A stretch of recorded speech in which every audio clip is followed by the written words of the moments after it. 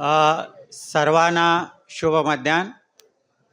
इयत्ता 12वी मराठी विषयाच्या कृतीपत्रिकेच्या संदर्भात मार्गदर्शन करण्यासाठी आजच्या या कार्यक्रमासाठी मंचावर उपस्थित असलेले सन्माननीय उपप्राचार्य प्रसाद कुंटे सर, मराठी विषयाचे प्रमुख अशोक निंबर्गी सर आणि ज्यांनी आज आपल्याला इयत्ता 12वी बोर्ड परीक्षेच्या संदर्भात या परीक्षेला सामोरे जात असताना कशा पद्धतीनं सामोरे गेलं पाहिजे यासाठी आपल्या मनातली भीती दूर करण्यासाठी उपस्थित असलेले आमचे स्नेही प्राध्यापक राज पवार, दयानंद महाविद्यालय सोलापूर आणि आपण सर्व आजच्या या कार्यक्रमासाठी मी आपणा सगळ्यांचे मनपूर्वक स्वागत करतो. विद्यार्थी मित्रांनो, राज पवार गेल्या 20 ते 25 वर्षापासून दयानंद महाविद्यालय येथे मराठी विषयाचे अध्यापन करत आहेत. त्यांना बोर्ड परीक्षेचे परीक्षक म्हणून आणि मॉडरेटर म्हणून अनेक वर्षांचा अनुभव आहे. तर सरांना आत्तापर्यंतचा आलेला जो अनुभव आहे या अनुभवाच्या माध्यमातून ते आपल्याला उत्तम पद्धतीनं मार्गदर्शन करणार आहेत. त्यांच्या अनुभवाचा आणि त्यांनी करत असलेल्या मार्गदर्शनाचा नक्कीच आपल्याला या ठिकाणी फायदा होणार आहे. तर यानंतर व्यासपीठावरील मान्यवरांचा स्वागत सत्कार या ठिकाणी संपन्न होईल. मी मराठी विषयाचे प्रमुख अशोक निंबर्गी सरांना विनंती करतो की त्यांनी महाविद्यालयाचे उपप्राचार्य सन्माननीय प्रसाद कुंटे सरांचा बुके देऊन सन्मान करावा.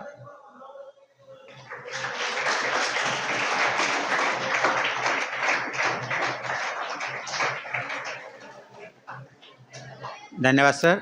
यानंतर ज्यांचं मार्गदर्शन आपल्याला लाभणार आहे असे प्राध्यापक राज पवार सर, दयानंद महाविद्यालय सोलापूर यांचंही स्वागत या ठिकाणी संपन्न होईल. मी महाविद्यालयाचे उपप्राचार्य सन्माननीय प्रसाद कुंटे सरांना विनंती करतो की त्यांनी राज पवार सरांचा या ठिकाणी प्रज्ञा आणि पुष्पगुच्छ देऊन स्वागत करावं.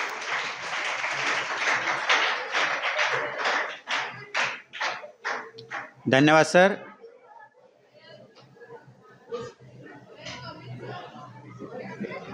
यानंतर मी सन्माननीय उपप्राचार्य प्रसाद कुंटे सरांना विनंती करतो की त्यांनी आपल्याला मार्गदर्शन करावं. प्राध्यापक राज पवार सर, मराठी विभागाचे प्रमुख अशोक निंबर्गी सर, माझे सर्व सहकारी आणि विद्यार्थिनींनो, आजपासून 12वीच्या परीक्षेसाठीची तयारी आणि त्याची सुरुवात ही या कार्यक्रमाने आपण करू.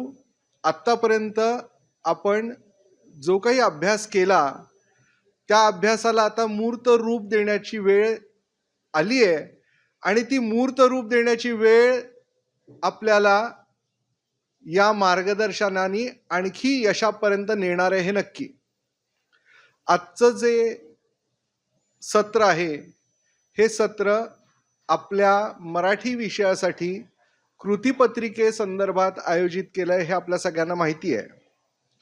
कृतीपत्रिका, त्याचा उपयोग आणि त्याचा फायदा आणि त्याच्या अनुषंगाने आपण करणारा अभ्यास या सर्व गोष्टींचा उलगडा सर करून देणार आहेत.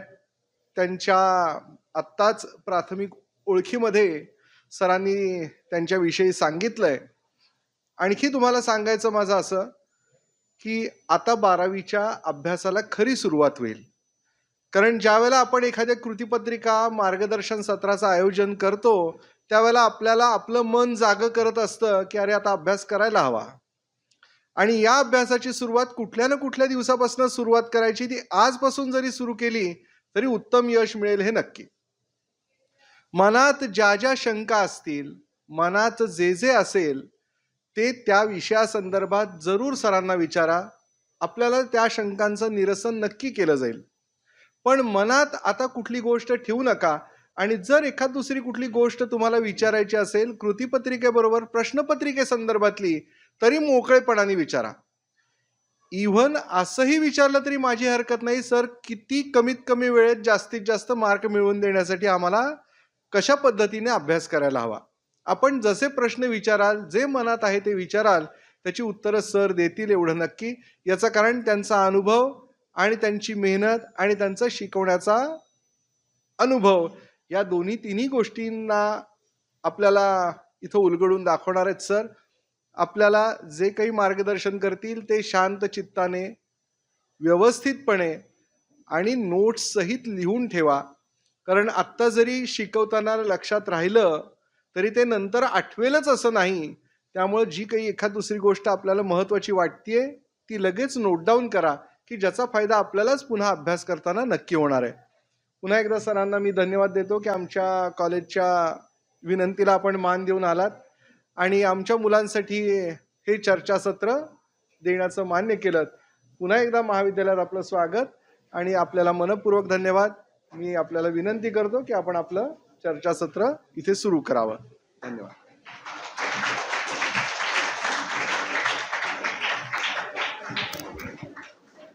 धन्यवाद सर.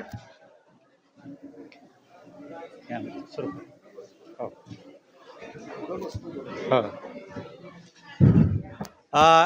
सन्माननीय राज पवार सर यांना सर्व विद्यार्थ्यांना कृतीपत्रिकेच्या संदर्भात मार्गदर्शन करावं. सन्माननीय राज पवार सर.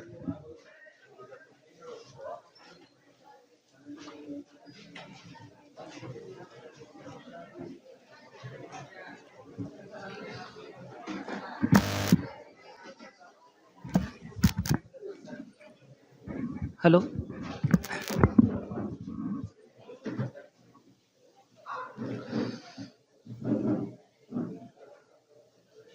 नमस्कार. नमस्कार. नमस्कार. Very good.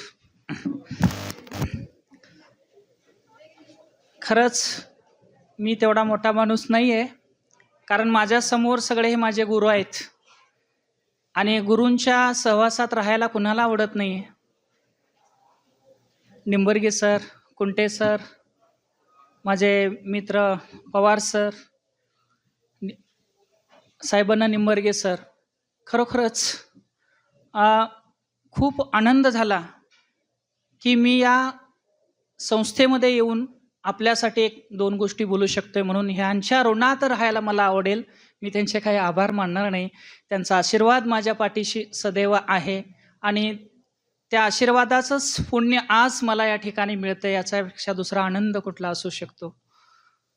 मित्रांनो, क्षण जगून झालेले जुन्या पानात टिपावे, क्षण जगून झालेले जुन्या पानात टिपावे, डोळ्यातील पापण्याने नवे पानं उलटावे. ह्या वर्षभरामध्ये तुम्ही जे काही अनुभवलं, जे काही केलं, ते आता देण्याची वेळ तुमच्यावरती आलेली आहे आणि मला खात्री आहे की तुम्ही 100% म्हणणार नाही, 101% योगदान तुम्ही निश्चितच या कृतीपत्रिकेच्या माध्यमातून द्याल.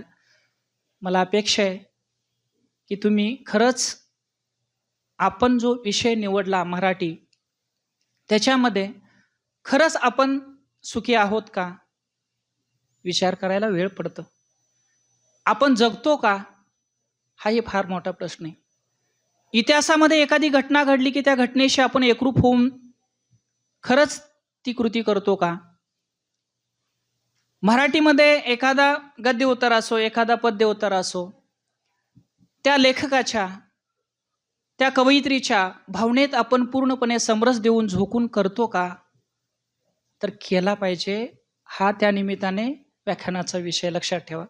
मी फक्त 80 मार्काचाच प्रश्न पत्रिका, उत्तरपत्रिका, कृतीपत्रिका सोडवतो हे म्हणणं कितपत योग्य आहे याचाही प्रामुख्याने विचार या ठिकाणी झाला तरी बरं वाटेल. आयुष्यभर हे माझे ज्ञानार्जन करणारे माझे गुरु खूप छान त्यांनी शिकवलेलं आहे बाळांनो, खूप छान शिकवलेलं आहे. फक्त आता लेखणी आणि पेन घेऊन आपण तयारीत असलं पाहिजे.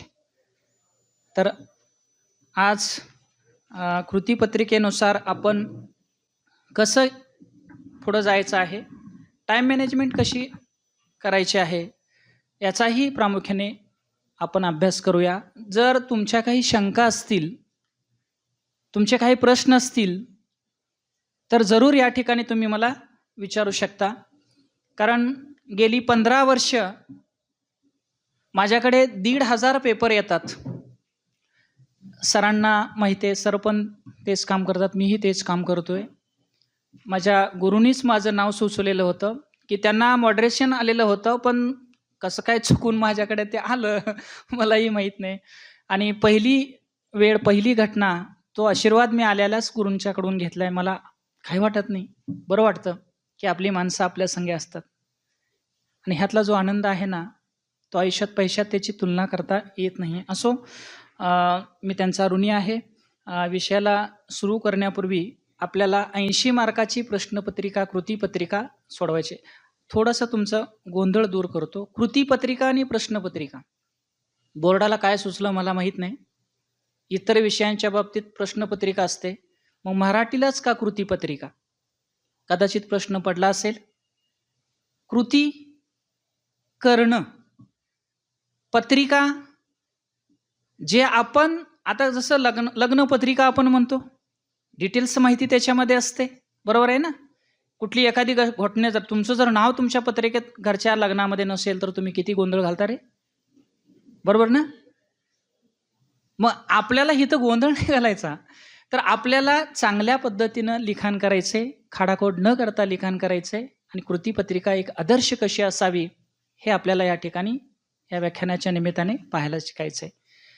तर अर्धा तास आपण बोलूया त्याच्यावरती. मला अपेक्षित आहे तुम्ही मला बोललं पाहिजे, मी वन वे जाणार नाही आहे, की तुम्ही विचारलं पाहिजे की सर हे कसं आहे, कसं लिखाण केलं पाहिजे. तुम्ही जरूर त्या ठिकाणी विचारा. मला अपेक्षा आहे तुम्ही विचाराल. जिथं जिथं तुम्हाला वाटते की सर इथं अडचण आहे, तर तुम्ही जरूर त्या ठिकाणी विचारा. ठीक आहे. सुरुवात करतोय आपण. 80 मार्काची आपल्याला कृतीपत्रिका सोडवायचे. बाळांनो, सोडवण्यापूर्वी, वर्गात जाण्यापूर्वी 1 तास आपल्याला पुस्तक नाही, नोट्स नाही, काही करायचं नाही. हो का. 1 पेजमध्ये मी नोट्स आणलेले आहेत. हे 1 पेज आहे ना, तुम्हाला हे मी लिहून पण देणार आहे. वही आणि पुस्तक पण जवळ असू द्या.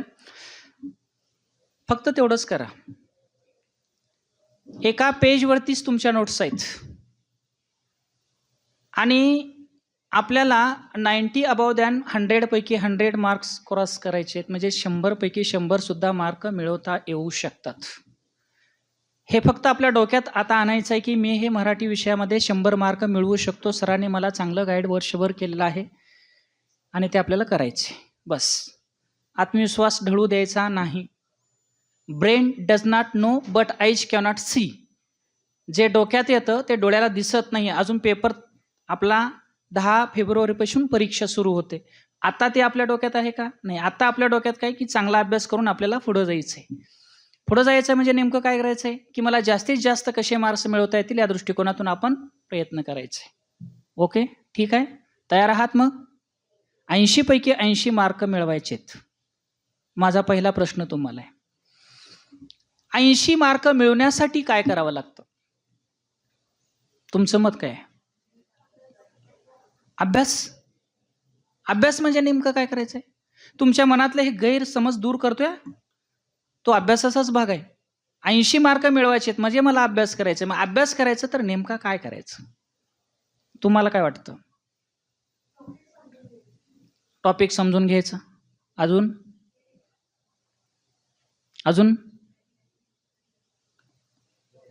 व्याकरण. आणखी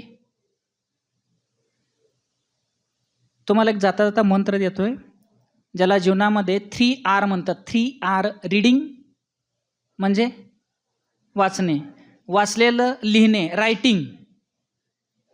लिहिल्यानंतर आपले अक्षर सुधारतात. आणि समजा नाहीच लक्षात राहिलं, पुन्हा रीडिंग, रायटिंग, रीडिंग. आयुष्यभर हे गणित कधी विसरायचं नाही. हे प्रत्येक विषय घ्या तुम्ही वाचा, लिहा. लिहिल्यानंतर तुमचे अक्षर सुधारतात, वाचल्यानंतर ज्ञान मिळतं. त्या ज्ञानाचा उपयोग तुम्ही पुन्हा लिहून ज्यावेळेला होतं त्यावेळेला परिपूर्ण होतं. आणि पुन्हा आपण जे काही वाचतोय ना ते आपण लिहित नाही.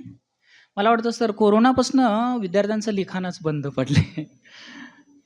लिहिण्याची फार 3 तास आपल्याला बसायचं आहे ना, पण 3 तास बसल्यानंतर आपण नीट बसतो का वर्गामध्ये?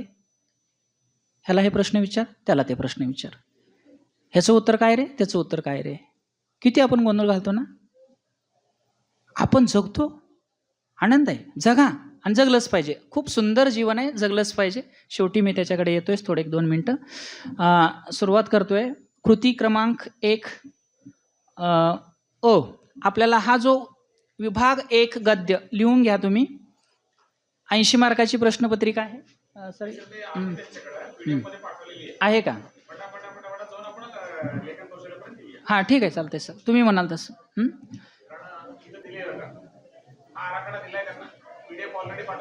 ते नको सर, ठीक आहे, मी माझ्या पद्धतीने. नाही नको, मी घेतो, माझ्याकडे आहे सर. ते बंद केलं तरी चालेल. ऐका तुम्ही, जे महत्त्वाचं आहे तेवढं मी सांगतोय तुम्हाला.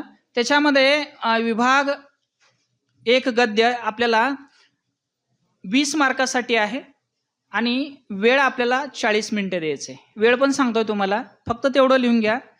गद्य विभाग 20 मार्क आहेत, 40 मिनिटे वेळ द्यायचे. 40 मिनिटामध्ये आपल्याला हा गद्य विभाग 20 मार्काचा पूर्ण करायचे. त्याच्यामध्ये कृती क्रमांक 1 तुम्ही लिहून घेऊ नका, फक्त लिखाणाचा भाग आहे, मी तुम्हाला सांगतो काय लिहायचं आहे फक्त. तर कृती क्रमांक 1 मध्ये आपल्याला 4 मार्कासाठी ऑब्जेक्टिव्ह क्वेश्चन असणार आहेत. आकलनावरती 2-2 मार्काचे असे 2 प्रश्न असणार आहेत आणि 4 मार्काचा एक दीर्घोत्तरी प्रश्न असणार आहे. बघा, मी पुढं शेवटी येणारच आहे त्याच्यावरती. फक्त तुम्ही 4 मार्क लिहून ठेवा. 4 मार्क फक्त लिहून ठेवा तुम्ही. 4 मार्क कुठं वरती लिहा, जिथं आता तुम्ही लिहिताय ना त्याच्या एकदम वरती, समासाच्याही वरती, फक्त तिथं 4 मार्क लिहून ठेवा. का लिहायचे नंतर मी येतोय त्याच्यावरती. आता त्याच्यामध्ये आ जो आहे तिथंही 2+2+4 आहे, 8 मार्कासाठी आहे. आणि ई जो आहे तो अपठित उतारा आहे. आपल्याला अ आणि आ साठी 2 भाग आहेत. भाग 1 मधला एक उतारा तुम्हाला पेपरमध्ये येतो. भाग 1 मधला एक उतारा आपल्याला पेपरमध्ये येतो आणि भाग 2 मधला गद्य विभागातील एक उतारा तुम्हाला पेपरमध्ये येतो. आणि 4 मार्कासाठी जो अपठित उतारा आहे तो बाहेरचा उतारा असणार आहे. अतिशय सोपा उतारा असणार आहे. त्याच्यामुळे अ चे 4 लिहिले, लिहा मी सांगतो तुम्हाला पुढं. आ चे 4 मार्क लिहिले आणि ई चे 2 मार्क लिहून ठेवा वरती. अधिक करत चला. आता बघा, ह्याच्यामध्ये भाग 1 मध्ये थोडंसं पुन्हा मी सांगतोय की काय करायचं आहे आपल्याला. आपल्याला पाठांतर करायची आवश्यकता नाही.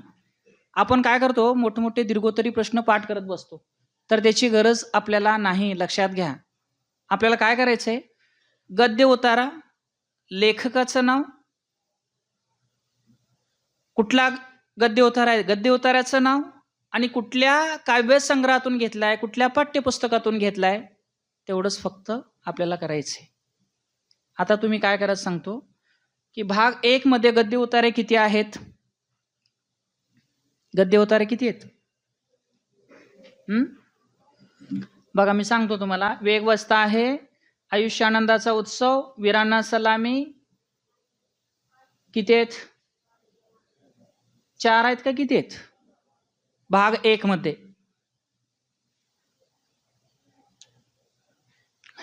ठीक असो बाळांनो, जे काय असेल ते. आता तुम्ही काय करायचंय, तर त्याच्यामध्ये गद्य उतार्याचं नाव, आता जसं एक उदाहरण सांगतो तुम्हाला. भाग 1 मध्ये वेगवस्था, प्राचार्य शिवाजीराव भोसले डॅश जागरखंड 2. हे का करायचं सांगतो तुम्हाला. उतारा कुठला आहे हे आपल्याला समजलं पाहिजे, लेखकाचं नाव आपल्याला समजलं पाहिजे, कुठल्या पाठ्यपुस्तकातून तो उतारा घेतला हेही आपल्याला या ठिकाणी समजलं पाहिजे. आणि म्हणून पाठ करताना एवढंच करायचं, गद्य उतार्याचं नाव, लेखकाचं नाव आणि कुठल्या पाठ्यपुस्तकातून घेतलंय. आणि लिहिताना ह्याचा उपयोग कुठं करायचा आहे आपल्याला. जे 4 मार्क आहेत दीर्घोत्तरी प्रश्न, त्या दीर्घोत्तरी प्रश्नामध्ये पहिला परिचय तुमचा हा असला पाहिजे की हा उतारा या पाठातील असून हे लेखक आहेत आणि या पाठ्यपुस्तकातून हा उतारा घेतलेला आहे. हे अंडरलाईन करायचं. वेग वस्ता लिहिलं का नाही, उतारा समजा वेग वस्तातला आला तर त्याला अंडरलाईन करायची आणि 1.5 इंच जागा सोडून उत्तर लिहायला सुरुवात करायचं. 6 ओळी झाल्या, परिच्छेद पडायचा. 4 मार्काला किमान 4 परिच्छेद, किमान 3 तरी परिच्छेद त्याच्यामध्ये असलं पाहिजेत. समजा सोमत आणि अभिव्यक्ती तिथं आहे, लक्षात येते का? तिथं जे प्रश्न आहेत, एक सोमतचा असतो, त्याला और अभिव्यक्तीचा असतो. आणि शक्यतो मी विद्यार्थ्यांना सांगतो, सोमतचा प्रश्न लिहा. स्वमत, स्वमत, मी पुन्हा सांगतोय, स्वमत. स्व म्हणजे स्वतःचं मत. खडू असाच का आहे? उदाहरण, खडू असाच काय? तो मला चॉकलेट वाटला, मी खाऊ शकतो, त्याचं मत आहे. बरोबर आहे? स्वमत इतकं सोपं आहे. म्हणून स्वमतचाच शक्यतो प्रश्न निवडा. स्वतःच्या भाषेत उत्तरं लिहा. उतारा तुमच्या डोळ्यासमोर आहे. उतार्यातल्या काही ओळी आहेत त्या घ्या, त्या लिहिल्या तरी चालतात, पण उत्तर लिहिताना स्वतःच्या भाषेत लिहा. ह्या पद्धतीनं कृती क्रमांक 1 आकलन आहे 4 मार्कासाठी. उत्तर तिथंच असतं, फक्त उतारा नीट वाचा, त्याचं उत्तर तिथंच असतं, बघून लिहायचं आहे तुम्हाला. इतकं सोपं करून ठेवले बोर्डाने. फक्त एकच प्रश्न आहे दीर्घोत्तरी, त्याची मात्र तुम्हाला तयारी करावी लागणार आहे. आणि तयारी म्हणजे काय करावं लागणार आहे? मी परत सांगतो, लेखक, गद्य उतारा आणि कुठल्या पाठ्यपुस्तकातून घेतलं, एवढं सुरुवात केली की तुम्ही खाली शक्यतो त्या प्रश्नाची अनुसरून त्यातल्या ओळी जरी लिहिल्या तरी तपासणाऱ्याला वाटतं की ह्यांनी पुस्तक वाचलेलं आहे, उत्तरं छान लिहिलेलं आहे, 4 पैकी 4 सुद्धा मार्क तो देऊन जातो. लक्षात येतंय का? आणि आपल्यासाठी पुस्तक खूप महत्त्वाचं आहे. आणि म्हणून पुस्तकाची तयारी जी करतात मुलं, अभ्यास करतात, कृती त्यातल्या खाली बघतात, काय काय प्रश्न आहेत, त्यातलंच येतं. बोर्डाला पुस्तकाच्या बाहेरचा प्रश्न नाही, फक्त एक अपठित उतारा सोडला तर. आणि त्यामुळं कृती असते ना, स्वाध्याय कृती, ते नीट काळजीपूर्वक लक्ष देऊन सोडवत चला. शंका आली सरांना विचारा, सांगतील. विभाग 1 गद्य, याच्यात काय शंका आहे तुम्हाला सांगा. तुमची काय शंका असेल तर मला विचारा, चालेल का? शेवटी तुमचे प्रश्न घ्यायचे, तुम्ही कसं म्हणाल तसं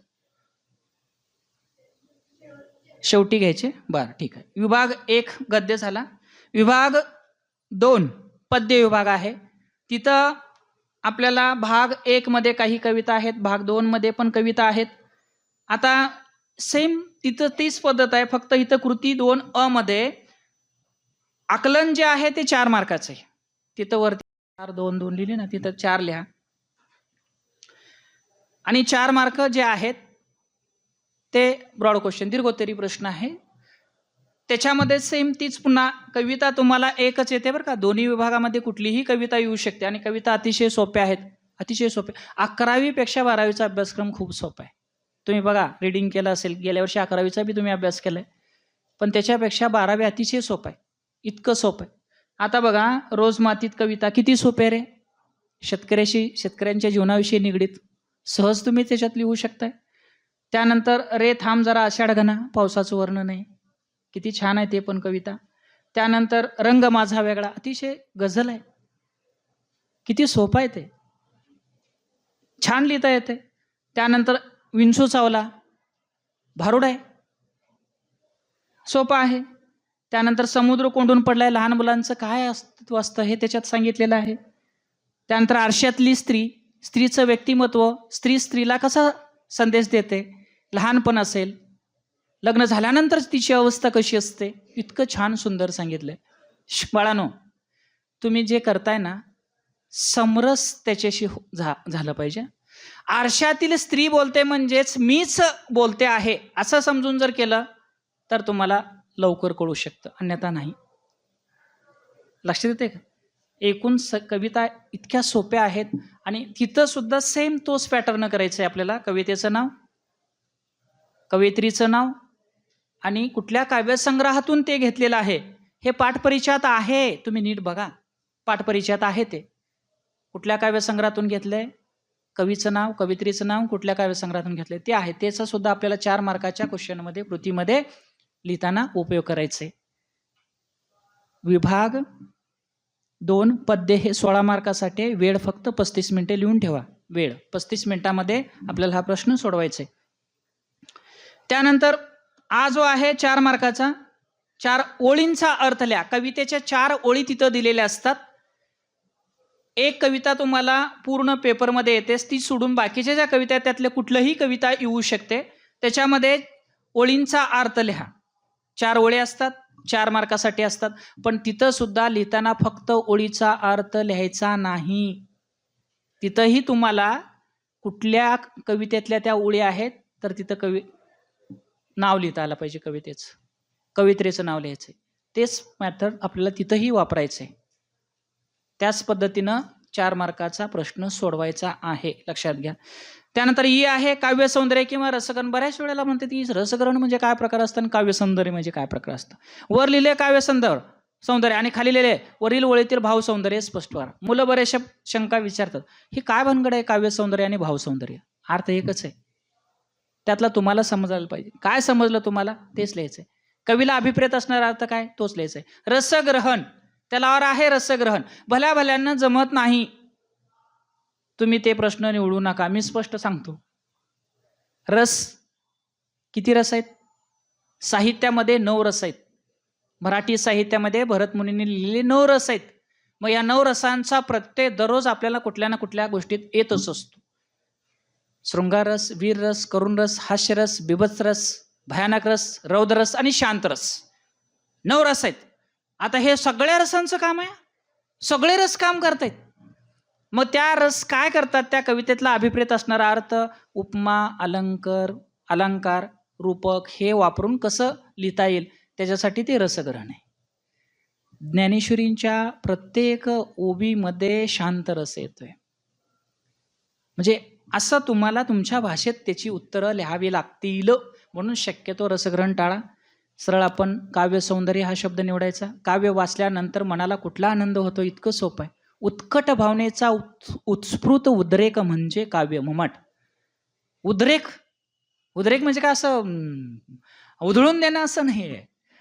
हिथं त्यातला अर्थ तुम्हाला समजला पाहिजे. लक्षात येते का? अर्थ तुम्हाला समजला पाहिजे. म्हणजे ते प्रेमाविषयक आहे, शेतकरी विषयक आहे, कौटुंबिक जीवनाविषयक काव्य आहे, हे समजणं गरजेचं आहे हो. पण आपल्याला बऱ्याचशा वेळेला कसं आपण वरवरची उत्तरं देऊन जातो. शब्दाचे अर्थ फार निघतात. मराठी भाषेमध्ये भरपूर अर्थ आहेत. तुम्ही डीकेंचे जर चित्रपट बघितले असतील, दादा कोंडके, डीके, काय काय अर्थ आहेत रे? मला घेऊन चला, पळवा पळवी, हां बघा तुम्ही शब्दांचे अर्थ बघा.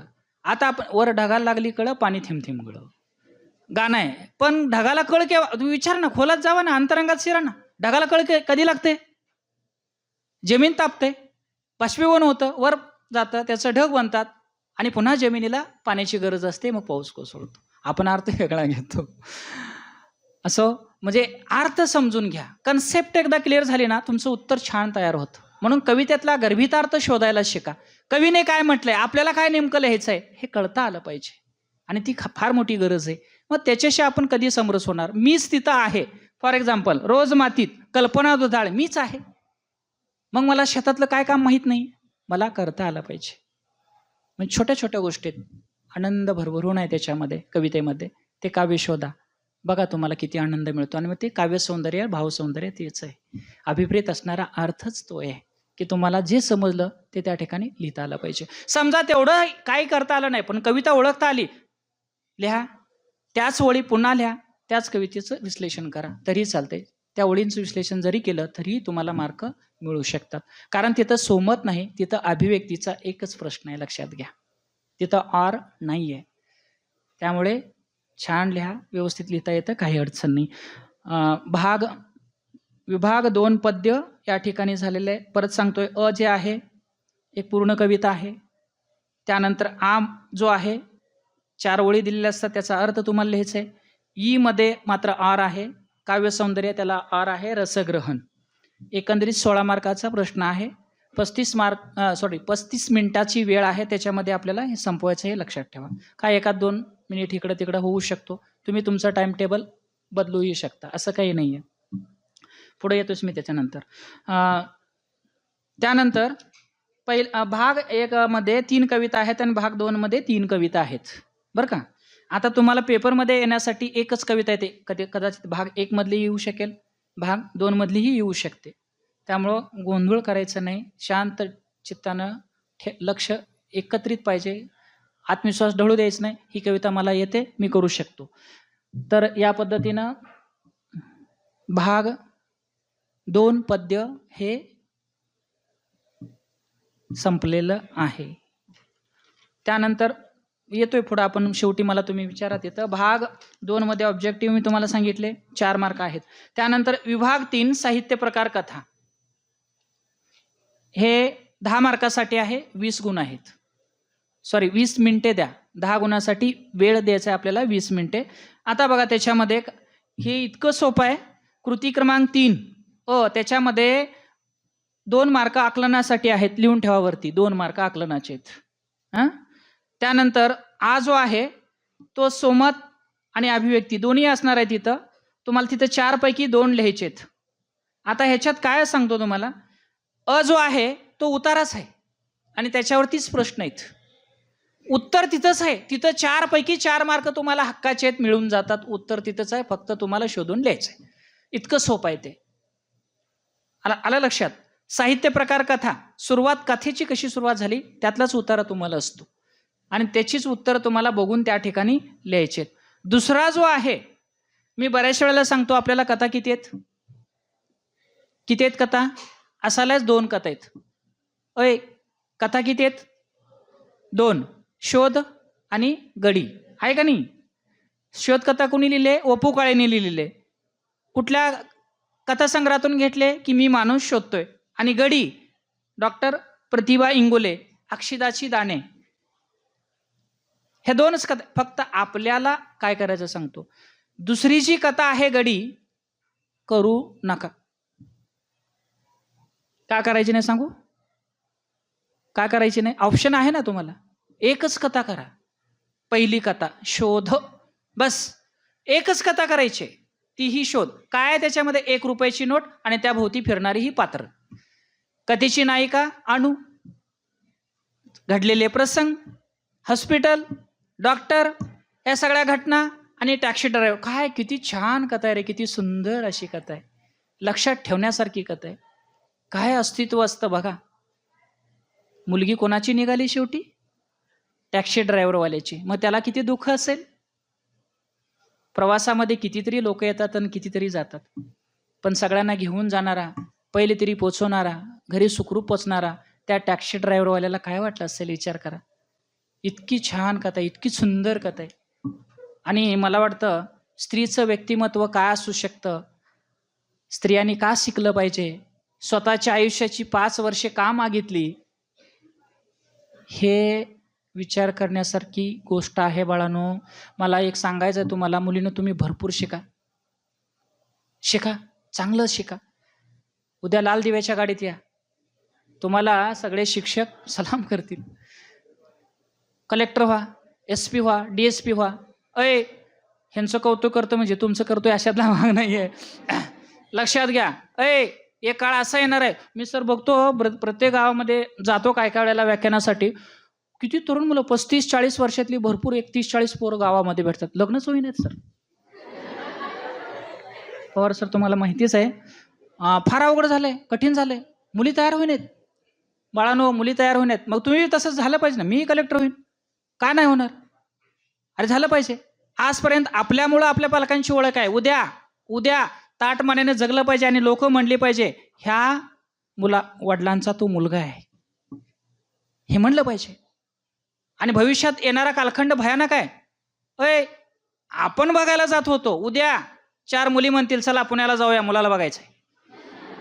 येणार आहे कालखंड तो सुद्धा. मैत्रिणीला म्हणतील कशाला, अरे मुलाच्या वडिलांनी फोन केलाय, चल जाऊया आपण बघायला. मस्तपैकी नटून थटून जायचं. आणि जिथले काय म्हणणार ते तुम्हाला चहा द्यायला आलं पाहिजे, ते तुम्हाला ह्या सगळ्या गोष्टी होणारच आहेत. फक्त तेच म्हणलं सर, चांगली गोष्ट आहे, आनंद आहे. थाटमानेने जगा रे. मला एक सांगायचं त्या निमित्तानं, शोधकथेमधलंच आहे, मला त्या निमित्तानं सांगायचं आहे की ज्या दिवशी असं तुम्ही ज्या गल्लीमध्ये राहता ना, त्या गल्लीतल्या तुमच्या बापाची मान ताट करून तो बाप गेला पाहिजे. लोक म्हणली पाहिजेत, काय जन्म दिला रे कन्येला, काय कन्येनं कमवलं. बघा, ही वेळ तुमच्यावर येणार आहे. आणि मुलींनो, तुम्हाला चांगली संधी आहे. कुठलं क्षेत्र असं नाही की त्या क्षेत्रात तुम्ही काम करू शकत नाही. सगळी क्षेत्र तुमच्याकडे आवासून उभे आहेत की आपण जे करतोय ते योग्य आहे किंवा अयोग्य आहे. हे 5 वर्ष का मागितली? स्वतंत्र जगण्यासाठी का मागितली? हे शोधकत आहे. शोध सापडेल. आपल्या भोवतीच असतं, पण आपण सगळं अख्खं गाव फिरतो, पुस्तक घरातच असतं. हे शोधा, हे फार महत्वाचं आहे. आणि म्हणून शोधकथा तेवढी करा. गडी कथेला अजिबात हात घालू नका. संपला विषय, तिथंच संपतं. तिथलंच उत्तर आहे, फक्त लक्षात आलं पाहिजे. कारण का तिथेही ऑप्शन आहे. 4 पैकी 2 गडीतले विचारणार आहेत, 2 शोधमधले उत्तरे विचारणार आहेत. काय? अणूचं स्वभावचित्र रेखाटा, टॅक्सी ड्रायव्हरवाल्याचं स्वभावचित्र रेखाटा. हेच प्रश्न आहेत. बघा तुम्ही कृती काढून, त्यातलेच प्रश्न येतात. इतकं सोपं आहे ते. म्हणून कथा अतिशय सोपा आहे. 10 पैकी 10 मार्क तुम्हाला हितं पडतात म्हणजे पडतात, निश्चित. फक्त तुम्ही ज्या पद्धतीनं सरांनी सांगितलंय त्या पद्धतीने व्यवस्थित करा. आताही सांगतोय तुम्हाला, कथेचं नाव, कथा कोणी लिहिली ते नाव, तिथे सोपं आहे. शोध. वपू काळे, वसंत पुरुषोत्तम काळे, मी माणूस शोधतोय, यातलंच ते कथा आहे. लहानपणी आपण कथा ऐकली का नाही सांगा बरं? ऐकली का नाही? एक कासव होतं, एक ससा होता. ससा गेला पुढं, कासव राहिलं मागं. पण त्यातला अर्थ काय घेतला आपण? नाही, सशाने शर्यत जिंकली, फुगीर झालं ना. आकडा आपला फुगीर असतो मार्कामध्ये, बरोबर आहे का? बघा, उदाहरण देतो छोटंसं. आपल्या पुढं पारितोषिकला 90ची मुलं पुढच्या बेंचला, 80% मार्क मिळणारे दुसरी, 70% त्याच्या पाठीमागं, आणि 60. किती आनंद असतो बघा. 60 किती आनंद असतो रे. 60% मार्क मिळवण्याला किती आनंद असतो. ते म्हणते जाऊ दे आपला नंबर, आपण मस्तपैकी एन्जॉय करायचा, आणि म्हणून पाठीमागं बसलेलं असतं. पण 90% मार्क मिळवणाऱ्याच्या पाठीमागचं जे असतं ना 80%, त्याच्या आईवडिलांना मी विचारलं, का तुम्ही दुःखे? नाही हो, पोरांना कार्ट्याने अभ्यासच केला नाही बघा. जरा चांगला अभ्यास केला असता ना पहिल्या रांगेत बसलं असतं. टेन्शन कोणाला आहे? 80% वाल्याला. 70% वाला म्हणतं, मी अजून जरा अभ्यास केला असता मग मी 80चे जाऊन बसलो असतो का नाही, त्याला बी टेन्शन आहे. 60% वाल्याला काय टेन्शन आहे का टेन्शन? हे ते मस्त मध्ये आज ते दुसऱ्याला टेन्शन देते. हां, आणि खरंच सांगू तुम्हाला, 95 मिळू द्या किंवा 100 मिळू द्या, 35 मार्क पडल्याशिवाय तुम्ही पुढे जाता का रे? म्हणजे पास किती व्हायला पाहिजे? 35 मार्क. बघा, 35च्या काटावर आलंय, 34 पडले आणि सगळ्या विषयात पास आहे, आणि मराठीला 34 पडले. चेहरा बघण्यासारखा असतो रे. तुम्ही किती शिव्या देता रे तपासणाऱ्याला? त्याकडून 1 मार्क वाढवलं नाही मला, म्हणता का नाही तुम्ही? शिव्या देऊन आपण मोकळं होतो, है की नाही? म्हणजे 35 मार्क म्हणजे 34 पडल्यानंतर नापास, आणि 35 पडल्यानंतर मी पास झालो. पेढे वाटा, मी म्हणतो पेढे वाटा. आनंद आहे रे त्याच्यामध्ये. मग आम्ही आनंद कधी घेणार आहे? एवढ्या फुगीर मार्क असतात. मराठीसारखे सर तुम्हाला माहिती आहे, माझे गुरु आहेत बरं का सर, मला त्यांनी खूप मार्गदर्शन केले. मला काय म्हणायचं, 90% मार्क पडले म्हणजे काय मी जास्त एवढं जिंकलो, सगळं मिळवलं, असं नाही रे, असं नाही आहे. 35% सुद्धा मार्क खूप मोलाचे आहेत. म्हणून सुरुवात तिथून करा. गाठायचं आहे, पुढं आपल्याला जायचंच आहे. आणि म्हणून हे त्या ठिकाणी महत्वाचं आहे. आनंद घ्या, आनंद द्या, हे शोधकथेतून पाहायला मिळतं. ठीक आहे. विभाग 4 पुढे जाऊ ना. विभाग 4 उपयोजित मराठी 14 मार्क आहेत. वेळ आहे 40 मिनिटे. 40 मिनिटाची वेळ द्यायची. आता इथं ऑब्जेक्टिव्ह काही नाही आहे, लक्षात घ्या. म्हणजे इथं उत्तरच तुम्हाला लिहायचे आहेत. कृती क्रमांक 4 मध्ये 4 पैकी 2 लिहायचे आहेत तुम्हाला. 2-2 मार्काचे प्रश्न आहेत. 4 मार्कासाठी एकूण आहेत मुलाखत, माहितीपत्रक, अहवाल आणि वृत्तलेख. आता इथं सुद्धा मुलं काय करतात सांगतो, 4चे 4 करू नका. 4 पैकी 2च करा. तुम्हाला जे सोपं वाटतंय. मुलाखत, माहितीपत्रक, अहवाल आणि वृत्तलेख तुम्हाला जे आवडतात चारही सोपे आहेत. अवघड काहीच नाही आहे, चारही सोपे आहेत. फक्त आता आपल्याला वेळ कमी आहे म्हणून मी काय म्हणतोय, 2च करा. तुम्हाला माहितीपत्रक अतिशय सोपं आहे, मुलाखत लेखन अतिशय सोपं आहे, अहवाल आणि वृत्तलेख पण सोपंच आहे. मूर्ती समोर आहे तुमच्या, दोघंही आहेत, सरही आहेत. विषय तुम्ही ठरवा, 4 पैकी 2 करा, कुठलेही तुम्हाला जे आवडतील ते. काय सांगतो, चारी मधले 4 प्रश्न पहिल्या अ मध्ये येणारच आहेत, त्यातले फक्त 2च तुम्हाला लिहायचे आहेत. मग मुलाखत आणि माहितीपत्रक करू शकता तुम्ही, इतकं सोपं आहे. दीर्घोत्तरी प्रश्न त्यात आहे, 5-5 मार्काचे 2 प्रश्न आहेत. आपल्या मुलांचे सर मार्क इथं जातात. बऱ्याच वेळेला आमची चर्चा होते, सरांना माहिती आहे की इथं हक्काचे मार्क आहेत तुमच्या. कसं सांगतो तुम्हाला, दुसरा जो आहे 5 अधिक 5 हे 10 मार्कासाठी 2 आहेत. 50% उत्तर देत आहे हो, मुद्दे आहेत ना तिथं. मग आमची मुलं कुठं चुकतात सांगतो तुम्हाला. मुद्दे आपण जसं म्हणतो ना, बघा इथं कसं आहे उत्तर, आजी, भोपळा, लेख आणि प्राणी. काय आठवलं, काय आठवलं? हां, आठवलं का नाही? चल रे भोपळ्या टुनुक टुनुक, लेकीच्या गावाला जाते, धाटी मोठी होते, मग तू मला खा. बरोबर आहे ना, आठवतं का नाही? मग तसे मुद्दे आहेत रे तुम्हाला तिथं, गोष्टी रूपा नाही. हा मुद्दे आहेत ना तिथं, 50% उत्तर तिथं आहे, फक्त मुद्दा उचलायचा, विश्लेषण करायचं, तरीही मार्क मिळतं. पण करण्यापूर्वी प्रस्तावना लिहिणं गरजेचं आहे. आमची मुलं सर प्रस्तावना लिहित नाहीत, इथं त्यांची मार्क जातात. लक्षात येते का? सरांनी बघा छान लिहिलेलं आहे, सामान्य वस्तूपासून मोठ्या वस्तूपर्यंत विविध क्षेत्र आहेत. पण त्याच्या अगोदर माहिती पत्रकाची व्याख्या आपल्याला जमली पाहिजे, प्रस्तावना लिहिता आली पाहिजे. प्रस्तावना लिहून व्याख्या लिहा आणि मग खाली मुद्दे लिहा, ते महत्वाचं आहे. 5 मार्कासाठी हिथं मुलं आपली मार्क हिथंच घालवतात आणि हिथंच मार्क मुलांचे, बरेचशे मुलांचे मार्क जातात. 1 पेज उत्तर लिहा.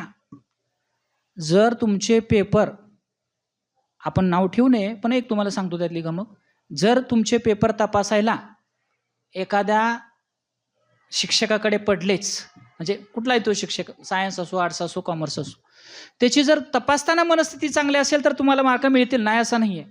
पण एखाद्याला वाटलं, आणि कसं आहे मानसिकता पूर्वीपासूनची आहे काही शिक्षकांची, ज्या विद्यार्थ्यांनी भरपूर लिहिले द्या मार्क, अशी एक मनस्थिती तयार झालेली असते, त्या तिथं कमी पडतात.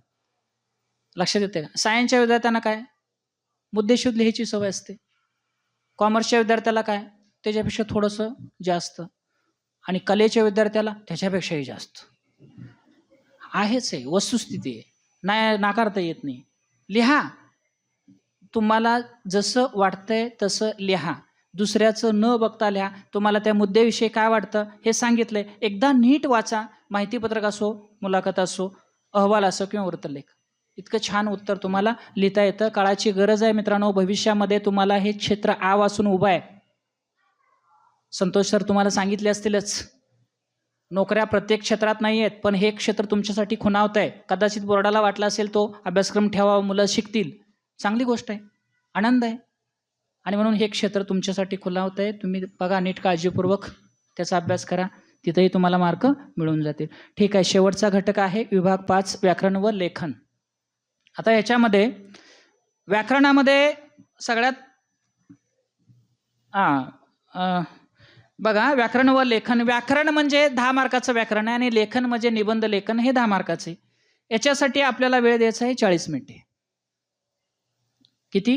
40 मिनिटे. नंतर तुम्ही कमी जास्त केलं तरी चालतंय. बघा, कृती 5अ वाक्य रूपांतर आहे, एक ओळखण्यासाठी आहे आणि एक तुम्हाला सोडवण्यासाठी. फॉर एक्झाम्पल, विधानार्थी आहे, प्रश्नार्थी आहे, उद्गारार्थी आहे. इतकं सोपं आहे बघा. वाक्य विचारलं आणि पुढं प्रश्नचिन्ह आला, कुठलं वाक्य? वाक्य लिहिलंय, उद्गार चिन्ह आलं, वाक्य कुठलं आहे? आणि ज्या वाक्यात उद्गारार्थी नाही आहे, प्रश्नार्थी नाही आहे, फक्त तिथं टिंब आहे, विधानार्थी. इतकं सोपं आहे रे, इतकं ओळखण्यासाठी इतकं सोपं आहे. प्रश्नार्थी वाक्य असतं आणि मुलाला वाक्य, वरील वाक्य रूपांतर ओळखा. मुलगा खाली काय लिहिते माहिती आहे? साधं सरळ वाक्य आहे. काय साधं सरळ वाक्य? अरे लिहिले ना वरती प्रश्नचिन्ह, दिसतोय ना तुला? आणि समजा तेच वाक्य, साधं वाक्य, तुम्हाला प्रश्नार्थी वाक्य करायचंय. मग प्रश्नार्थी वाक्य करताना प्रश्न विचारा ना. तू कुठे जात आहेस? काय पाहिजे पुढं? प्रश्नचिन्ह पाहिजे का नाही? हो, मी शाळेला गेलो. झालं, उत्तर झालं ना तयार. इतकं सोपं आहे. प्रश्नार्थी वाक्य करा, सोपं आहे. उद्गारार्थी म्हटलं की आमच्या मुलाची धडकी भरते. काय गरज आहे धडकी भरायची? सुरुवात करताना एक तर बाप रे, हा डेल्यानंच नाही देत, हा सुरुवात कर बाप रे, प्रचंड मोठा गडगडाट, झालं, उद्गार चिन्ह आलं तिथं. बरोबर आहे ना? तुम्ही रस्त्याने जाताना, बरं का, रस्त्याने तुम्ही प्रवास करताना अचानक एखादी गाडी तुम्हाला ओव्हरटेक करून गेली, तुम्ही मेलो असतो पण वाचलो. आणि तिथं जर मोठा ट्रक आला आणि अचानक ट्रकनं ब्रेक दाबलं, तिथं शब्द कुठला निघतो? बाप रे. बाप तसा मोठ्या मोठ्या संकटालाच असतो. असो मित्रांनो, वाक्य रूपांतर एक ओळखा आणि एक सोडवा. म्हणजे प्रश्नार्थी करा, विधानार्थी करा, होकारार्थी करा, नकारार्थी करा. नकारार्थीमध्ये नाही, होकारार्थीमध्ये आहे. इतकं सोपं आहे ते ओळखण्यासाठी सुद्धा. सर शिकवलेलेच आहे तुम्हाला, सरांनी वर्षभर तुमच्या पाठीमागे लागून शिकवले. फक्त आता तुम्ही नीट काळजीपूर्वक तेवढं करा. त्यानंतर समास आहे, एक ओळखण्यासाठी आणि एक सोडवण्यासाठी. 4 समास आहेत: अव्ययीभाव समास, तत्पुरुष समास, द्वंद्व समास आणि बहुव्रीही. आता याच्यात प्रकार पण आहेत बरं का. द्वंद्व समासाचे असतील, तत्पुरुष अव्ययीभाव आहे. असं समजा तुम्हाला समासाचा प्रकार नाहीच आठवला, द्वंद्व समास लिहिता येईल ना? तो द्वंद्व समास आहे एवढं तर लिहिता येईल ना? अर्धा पडू द्या, अर्ध्याचे 1 मार्क होतं. मुलं लिहित नाहीत. प्रकार नाही आठवला, सरळ द्या. अव्ययीभाव समास आहे, त्यातला प्रकार नाही आठवला तरी चालतं. तत्पुरुष समास नाही प्रकार आठवला तरी चालतं. तत्पुरुष समास तरी आठवेल ना? लिहा ना. म्हणजे एक ओळखणं आणि एक तुम्हाला सोडवण्यासाठी. समास झाला. प्रयोग इतकं सोपं आहे. कर्तरी, कर्मणी, भावे. कर्तरीमध्ये वाक्य जी असतात ती वर्तमान काळातली असतात. कर्मणीमध्ये वाक्य जी असतात ती भूतकाळातली असतात, घडून गेलेली. आणि भावे तृतीय पुरुषी नपुंसक लिंगी एकवचनी वाक्य असतं. इतकं सोपं आहे. मग वाक्य वाचा ना, कळतंय तुम्हाला कुठल्या काळातलं आहे काय. लगेच इतकं सोपं आहे त्याच्यामध्ये. जसं की भावे प्रयोगामध्ये शक्यतो कसं सांजवले, गडगडले, खडाडले असे शब्द येतात बघा त्याच्यामध्ये. तृतीय पुरुषी नपुंसक लिंगी एकवचनी वाक्य असतं. तृतीयाचे प्रत्ययाला ने, हे, सी, ने आलं कर्त्याला, लक्षात ठेवायचं, तो भावे प्रयोग आहे. इतकं सोपं आहे ते ओळखण्याचं. म्हणजे एक तुम्हाला ओळखावं लागेल, पर्याय आहेत, आणि एक तुम्हाला त्या ठिकाणी पर्याय असतात बरं का 4 प्रयोगामध्ये सुद्धा. याच्यामध्ये एक तुम्हाला प्रयोग ओळखून लिहा, आणि दुसरं जे आहे 4 वाक्य दिले असतात, त्यातला भावे प्रयोग ओळखा. कर्मणी, कर्तरी कुठलंही ओळखायचं आहे, तिथं काय सोडवायचं नाही. दोन्हीही तुम्हाला, एक तुम्हाला ओळखायचं आहे, दुसऱ्यामध्ये तुम्हाला शोधून वाक्य लिहायचं आहे. बस एवढंच आहे त्या ठिकाणी. त्यामुळे 2 मार्क तिथं आहेत. त्यानंतर अलंकार. काय अलंकार म्हणजे? अलंकार म्हणजे काय? अलंकार शब्दाचा अर्थ विचारतोय मी तुम्हाला. अलंकार म्हणजे काय? दागिना. मग दागिने का घालायचे रे? का घालतो आपण दागिना? सुंदर दिसण्यासाठी. मुळात आपण सुंदरच आहे, तरी पण आपण दागिना घालतो. का? तर सुंदर दिसलं पाहिजे, मी चांगलं दिसलो पाहिजे, बस. मग दागिना हे आपल्या बाबतीत झालं, भाषेच्या बाबतीत सुद्धा आहे ना. मराठी भाषेमध्ये 125 अलंकार आहेत, पण आपल्याला इथे किती आहेत? 4. आणि 4 मध्ये आपल्याला फक्त काव्य दिलेलं असतं, त्यातला अलंकार फक्त ओळखून लिहायचंय. लक्षात येतंय का? अलंकार फक्त ओळखून लिहायचं. अनन्वय, आपण होती, अर्थांतरण्यास, अतिशयोक्ती. इतकं सोपे अलंकार आहेत, फक्त तुम्हाला ओळखून लिहायचं आहे कुठला अलंकार आहे तो. एक अलंकार ओळखण्यासाठी. आणि दुसरं जे आहे वाक्य दिलेलं असतं, उपमेय किंवा उपमान ओळखा. उपमेय म्हणजे काय हे माहीत पाहिजे, उपमेय म्हणजे काय हे पण माहीत पाहिजे. आता बघा, तिचे मुख चंद्रासारखे सुंदर आहे. उपमान कोणतं आहे सांगा? किंवा सरांनी दिले अर्जुनासारखा पराक्रमी अर्जुनच. ह्यातला उपमान कोणता आहे सांगा? का? अर्जुनाची उपमा दुसऱ्या कशाला कोणाला देता येते का? नाहीच आहे ना, अर्जुन अर्जुनच आहे. बरोबर आहे का? रणसंग्राम भूमीवरती अर्जुनाची काय मानसिक तयारी करून घेतली असेल कोणी? मग त्याला दुसऱ्याची उपमा देता येतच नाही ना. अर्जुन तयार होता का युद्ध करायला? होता? नाहीच ना. पण तयारी कोणी करून घेतली? श्रीकृष्णाने. भगवान श्रीकृष्णाने तयारी करून घेतली. मग अर्जुन तयार झाला. काय असो, त्याच्यात जास्त आपल्याला नाही विसरायचं. पण एक लक्षात ठेवा, अलंकार आणि उपमे किंवा उपमान ओळखा याच्यासाठी आहे. आणि शेवटचा 5वा जो आहे वाक्यप्रचार. आता टोटल गद्य उतारे आहेत, त्याच्या खाली वाक्यप्रचार पुस्तकामधले वाक्यप्रचार किती आहेत बघा. त्यातला एकच वाक्यप्रचार येतो, त्याला पर्यायी 4 शब्द असतात. तो शोधून तुम्हाला लिहायचे आणि त्याच वाक्यप्रचाराचा वाक्यात उपयोग करायचा आहे. ही वाक्यप्रचारामध्ये थोडीशी फसगत होते. संदिग्ध 2 विचारले जातात. हे का ते लक्षात येतं. थोडासा विचार करा. थांबा, गडबड करू नका. 1 मिनिट थांबा. तुमचं मन तुम्हाला उत्तर देते. नेमकं उत्तर काय लिहायचं. आता बघा इथं मन समेवर येणे. वरील वाक्यप्रचाराचा अर्थ सांगून लिहा. मन चंचल होणे, मनात उलतापालत होणे, मन शांत व एकरूप होणे, मन शांत व निर्विकार होणे. कुठलं उत्तर आहे रे? मन समेवर येणे, मन शांत व एकरूप होणे. तेच का उत्तर सांगा बरं. अर्थ बघा ना, शब्द बघा. मन, वाक्यप्रचाराचा अर्थ बघा. मन ताब्यात आहे तुमच्या? मी बघतोय आल्यापासून बरेचसे पाठीमागं बसलेले, मध्ये बसलेल्या मुली काही इथं मन ताब्यात नाही. आताच होतं पण आभायात जात. बरोबर आहे. बहिणाबाई काय म्हणते? मन वडाय उभ्या पिकातला ढोरा, आता होतं भुईवर, गेलं आभायात. इथं बसलाय, घरात आई काय करते? मन जाते तिकडं.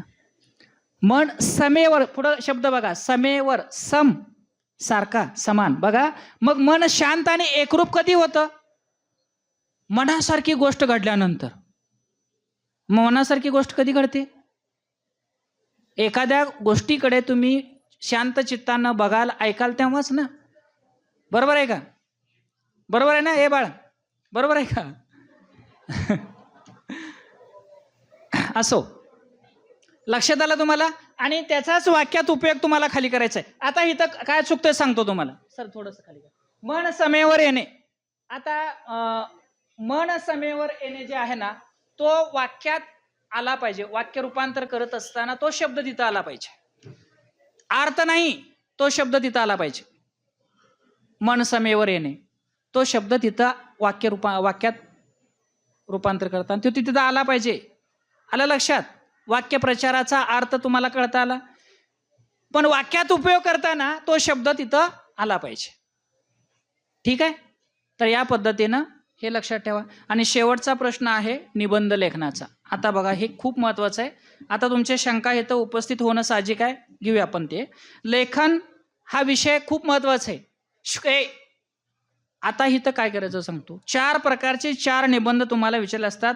10 मार्कासाठी आहे. वेळ तुम्हाला तिथं द्यायची आहे 30 मिनिटे. म्हणजे दिलेलेच आहे ऑलरेडी. 40 मिनिटं आपण घेतलेलंच आहे. 10 मिनिटात व्याकरणाचा प्रश्न संपवायचा आणि 30 मिनिटं निबंधाला वेळ द्यायचा. म्हणजे निबंधाला वेळ का द्यायचा सांगतो तुम्हाला. मुलं काय करतात सांगू? निबंधाचा प्रश्न दुर्लक्ष करतात, लिहित नाहीत. अर्धच पेज निबंध.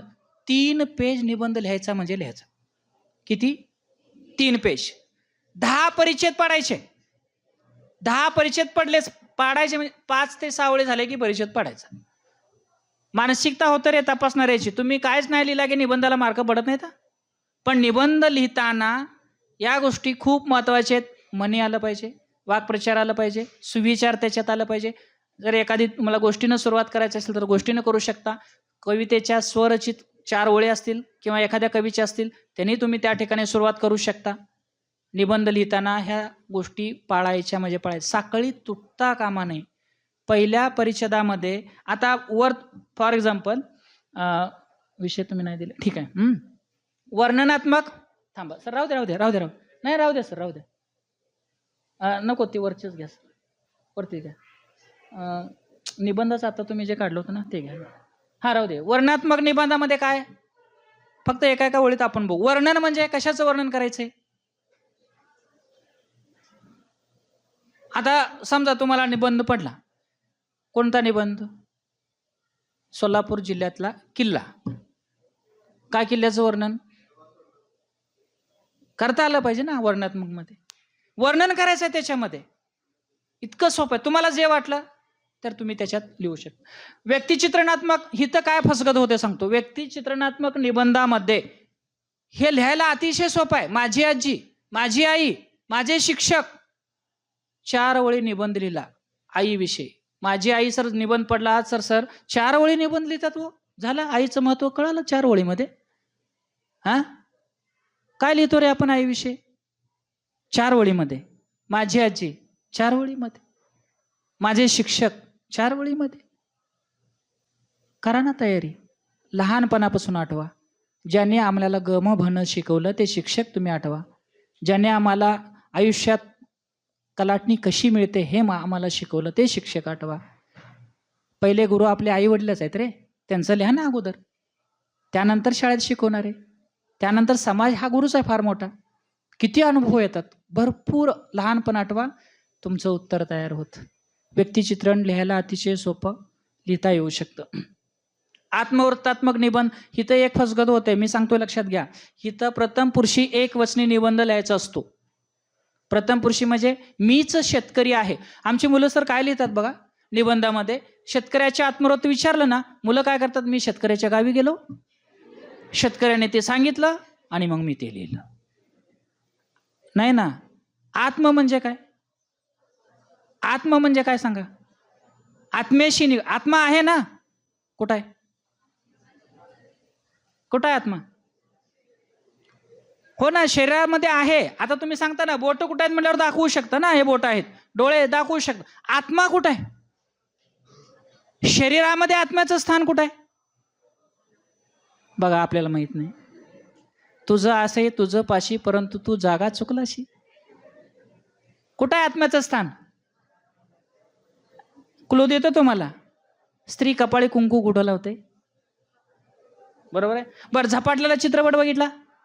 तात्या विंचू, महेश कोठारे गोळी कुठं घालतो?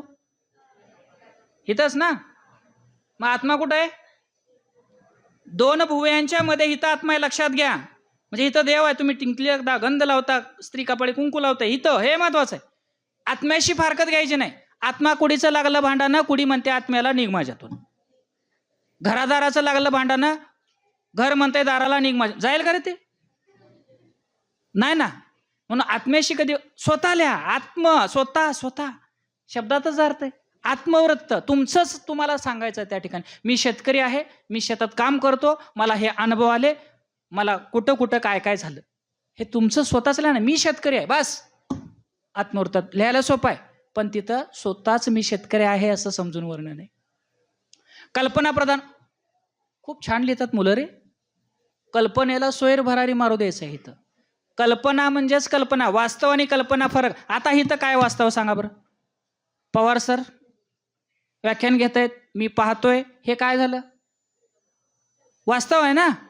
तुम्ही बघताय, मी शिकवतोय, सर बसलेत, हे काय झालं? वास्तव. पण हिथं बसलंय, पण माझी इच्छा आहे मी बोर्डामध्ये 100 पैकी 100 मार्क मिळवणार, हे काय झालं? कल्पना. मग काय करावं लागतं? कल्पनेला स्वैर भरारी मारू.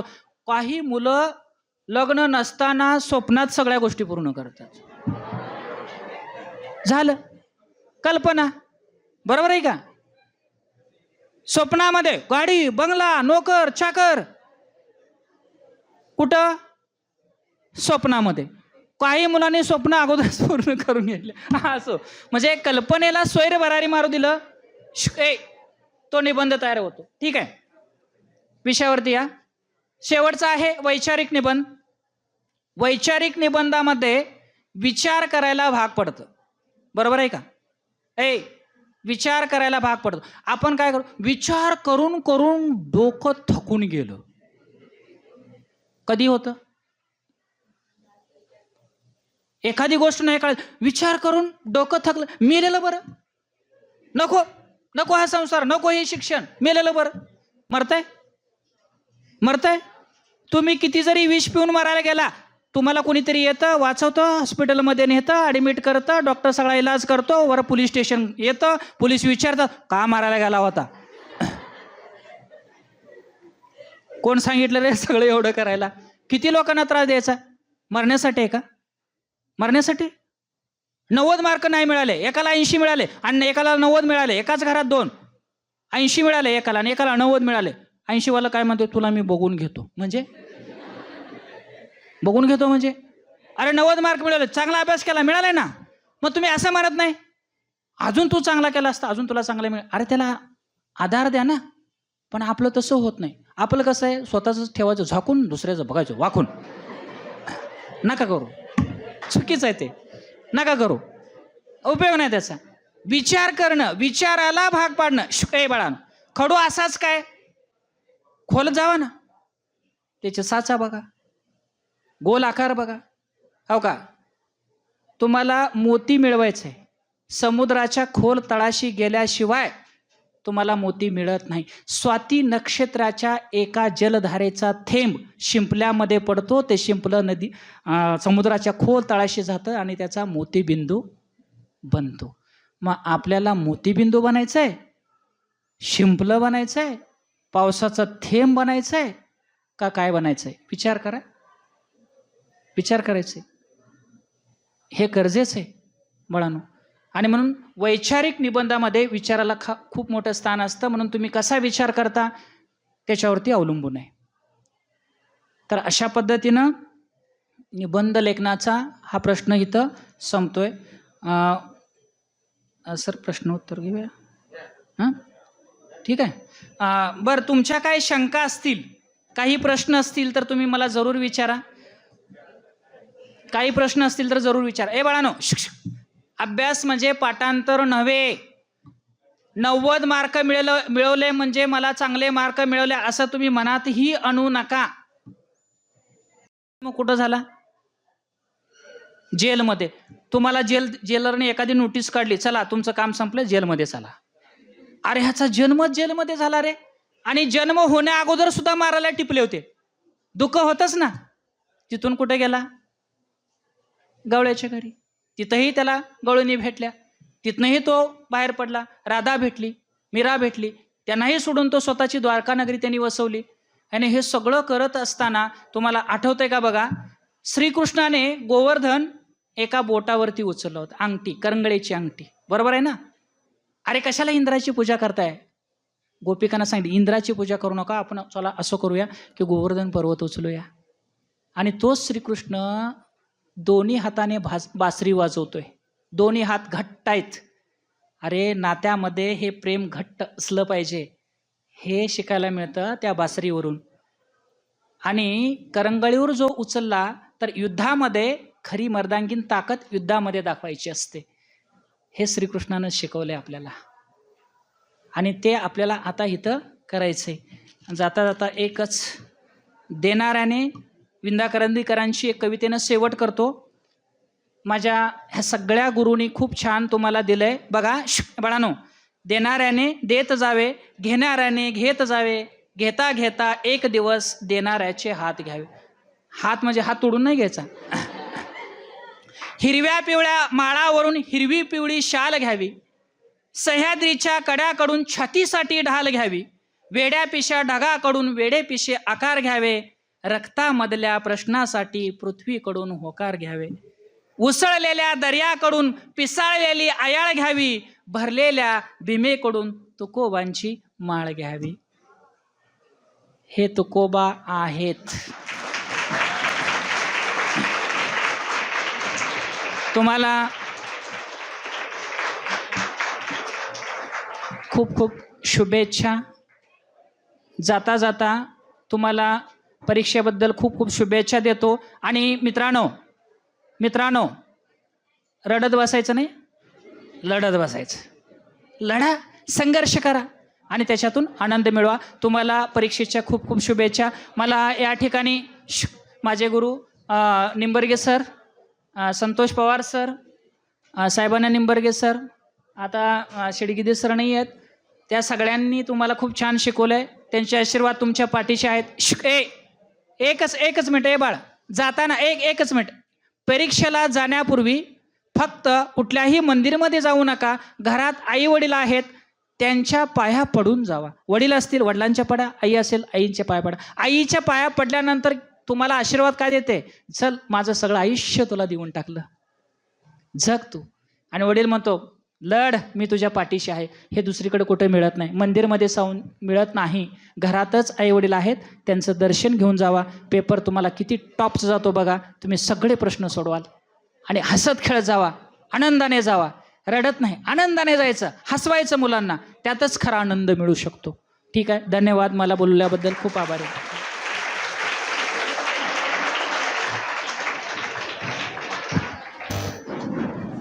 मनपूर्वक धन्यवाद. आभारासाठी उभा आहे मी. जवळपास पहिल्या सत्रामध्ये जेव्हा संगमेश्वरमध्ये ॲडमिशन घेता, याच वर्गात तुम्ही येता. या वर्गात आल्यानंतर ह्या आराखड्याच्या सोबत तुम्हाला ही कॉपी दिली जाते 12वीच्या पहिल्या तासाला. आणि या सगळ्या गोष्टी दिल्यानंतर सुद्धा सरांचा अनुभव आणि सरांनी प्रतिवर्षी येणारे पेपर आणि त्या मुद्द्यानुसार तुम्हाला जे जे काही हवं आहे ते सगळं सांगण्याचा प्रयत्न त्यांनी केला. आणि उत्तम हां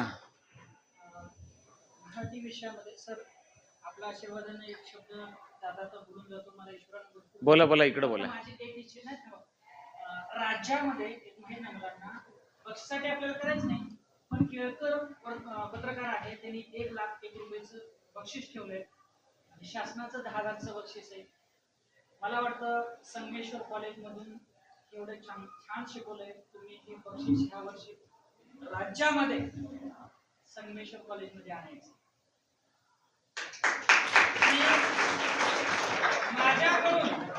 माझ्याकडून 2001चं बक्षीस मी असं.